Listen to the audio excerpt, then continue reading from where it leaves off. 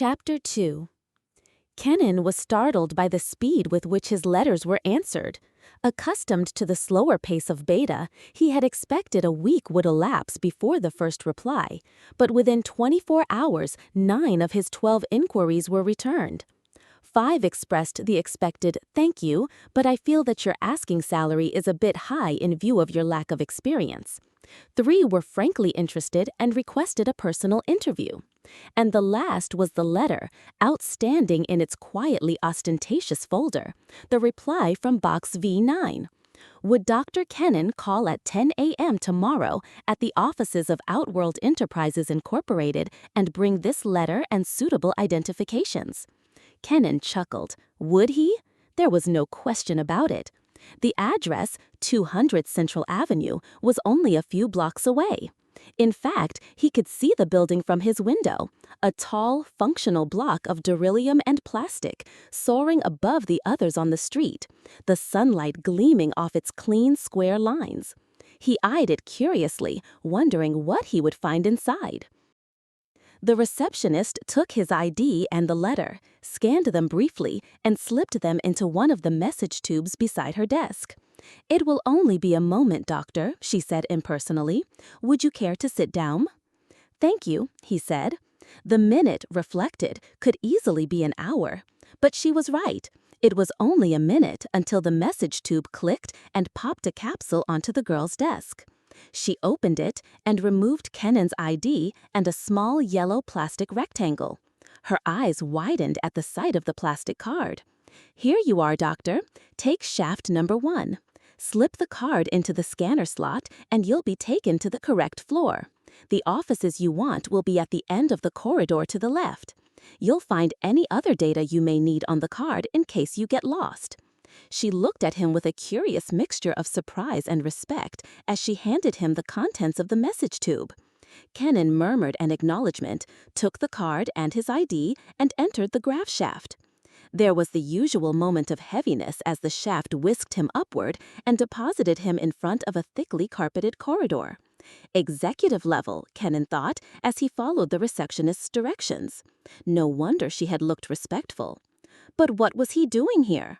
The employment of a veterinarian wasn't important enough to demand the attention of a senior executive. The personnel section could handle the details of his application as well as not. He shrugged. Perhaps veterinarians were more important on Kardon. He didn't know a thing about this world's customs. He opened the unmarked door at the end of the corridor, entered a small reception room, smiled uncertainly at the woman behind the desk, and received an answering smile in return. "Come right in, Dr. Kennon. Mr. Alexander is waiting for you." Alexander, the entrepreneur himself. Why? Numb with surprise, Kennon watched the woman open the intercom on her desk. "Sir, Dr. Kennon is here," she said.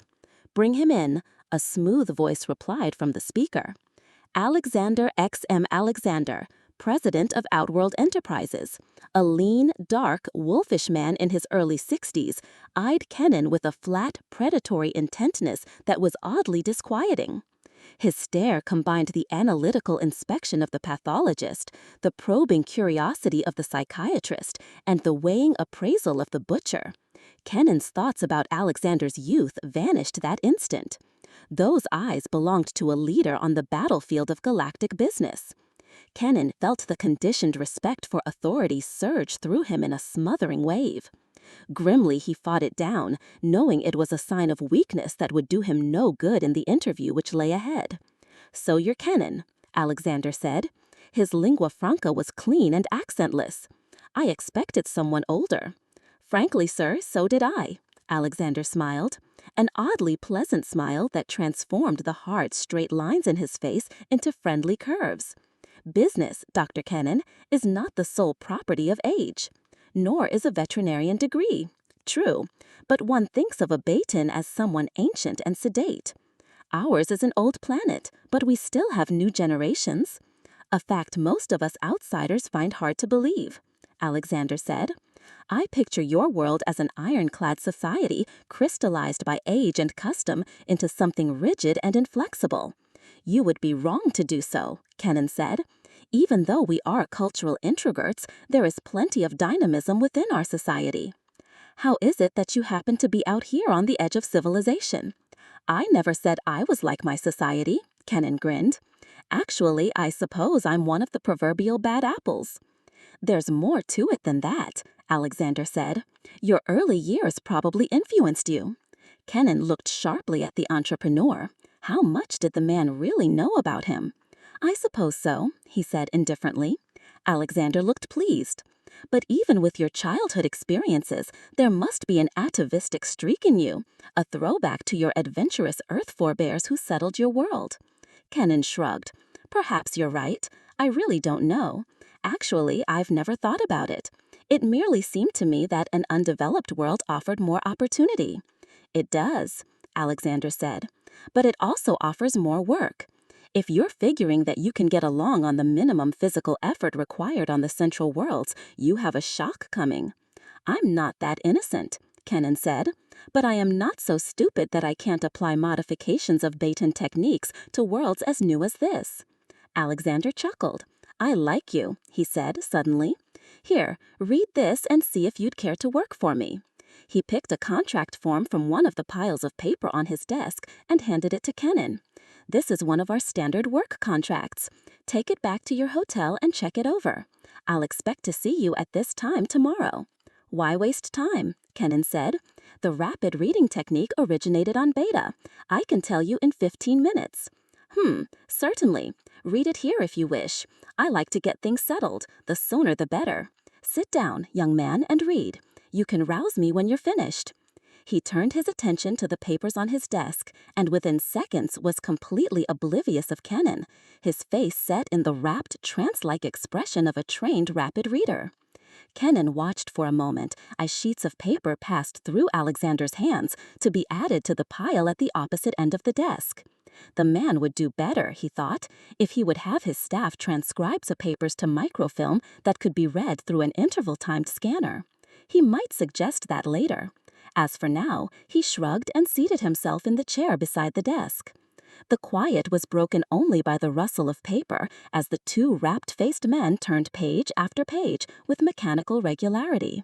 Finally, Kennon turned the last page, paused, blinked, and performed the necessary mental gymnastics to orient his time sense. Alexander, he noticed, was still engrossed, sunk in his auto-hypnotic trance. Kennon waited until he had finished the legal folder which he was reading, and then gently intruded upon Alexander's concentration. Alexander looked up blankly, and then went through the same mental gyrations Kennon had performed a few minutes before. His eyes focused and became hard and alert. Well, he asked, what do you think of it?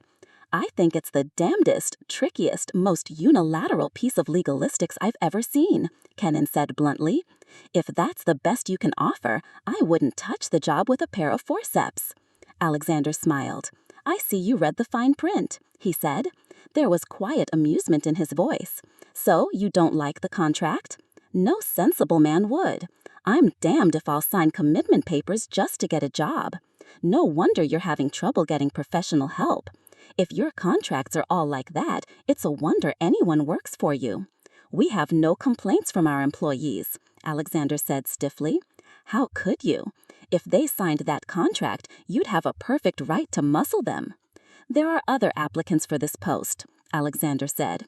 Then get one of them. I wouldn't be interested. A spaceman's ticket is a good thing to have, Alexander said idly. It's a useful ace in the hole. Besides, you have had 3 other job offers, all of which are good, even though they don't pay 15 M's a year. Kennon did a quick double take. Alexander's investigative staff was better than good. It was uncanny. But seriously, Dr. Kennon, I am pleased that you do not like that contract. Frankly, I wouldn't consider employing you if you did. Sir? That contract is a screen. It weeds out the careless, the fools, and the unfit in one operation. A man who would sign a thing like that has no place in my organization. Alexander chuckled at Kennon's blank expression. I see you have had no experience with screening contracts. I haven't, Kennon admitted. On Beta, the tests are formal. The medico-psych division supervises them. Different worlds, different methods, Alexander observed. But they're all directed toward the same goal. Here, we aren't so civilized. We depend more on personal judgment. He took another contract from one of the drawers of his desk. "Take a look at this. I think you'll be more satisfied." "If you don't mind, I'll read it now," Kennon said. Alexander nodded. "It's fair enough," Kennon said, "except for Article 12. The personal privilege section? Yes." "Well, that's the contract. You can take it or leave it."